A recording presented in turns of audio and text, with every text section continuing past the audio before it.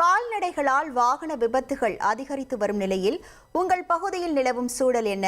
கால்நடைகளை கட்டுப்படுத்த உள்ளாட்சி அமைப்புகள் எடுத்த நடவடிக்கைகள் திருப்தியா என்பது குறித்து எமது செய்தியாளர் சேகர் எழுப்பிய கேள்விகளுக்கு நத்தம் பகுதி மக்கள் தெரிவித்த கருத்துக்களை பார்க்கலாம். நான் வாடகை வண்டி ஆட்டோ ஓட்டிக்கிட்டு இருக்கேன். இந்த ரோட்ல நிறைய மாடு மேய்ஞ்சிட்டு இருக்கு. மாடு மேய்ஞ்சு நிறைய விபத்து ஏற்படுது. அதாவது மனுஷருக்கு ரொம்ப காயமாயிருது, மாட்டுக்கும் டேமேஜ் ஆகுது. அந்த மாட்டோட உரிமையோட மாட்டு டேமேஜ் ஆனா அதுக்கு நஷ்டஈடு கேட்குறாங்க. நஷ்டஈடு கேட்டால் நம்மளால கொடுக்க முடியல. ஏன்னா என்னைக்கு நம்ம அன்றாட பொழப்புக்காக நம்ம பார்க்குறோம். அப்படின்றப்போ நம்ம நஷ்டம் அவ்வளோ நஷ்டஈடு கிடைக்க முடியுது, இது கொடுக்க முடியல. டிரைவராக இருக்கிறேன். வண்டி வாகனம் ஓட்டுறப்ப செய்கிறப்ப மாடு குறுக்க மறுக்க வந்துக்கிட்டு இருக்கு. வண்டி ஓட்டுறதுக்கு ரொம்ப சிரமமாக இருக்குது.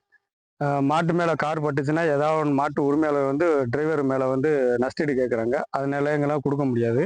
அதனால் மாட்டுக்காரவங்க மாட்டை இப்போ கட்டிச்சு அவங்க கண்ட்ரோலில் வச்சுக்கிட்டு கட்டி வைக்கிறது நல்லது. பார்த்தீங்கன்னா இந்த சைடு அதிகமாக மாடு நாய் அதெல்லாம் குறுக்க வருது. அதிகமாக அவங்க மாட்டு உரிமையாளர்கிட்ட நிறைய தடவை சொல்லி பார்த்தா கேட்கல. அன்னைக்கு பார்த்தீங்கன்னா நாய் குறுக்க கீழே விழுந்துட்டேன் நான். இப்போ சிஹெச்சில் கூட இப்போ போன வாரத்தில் கூட போயிட்டு வந்தேன் சிஹெச்சுக்கு.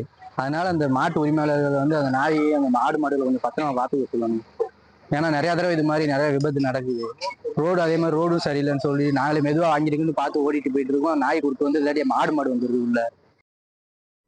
கால்நடைகளால் ஏற்படும் வாகன விபத்துகள் குறித்தும் அதை தடுக்க உள்ளாட்சி அமைப்புகள் மேற்கொள்ள வேண்டிய நடவடிக்கைகள் குறித்தும் நத்தம் பகுதி மக்கள் தெரிவித்த கருத்துக்களை பார்த்தோம்.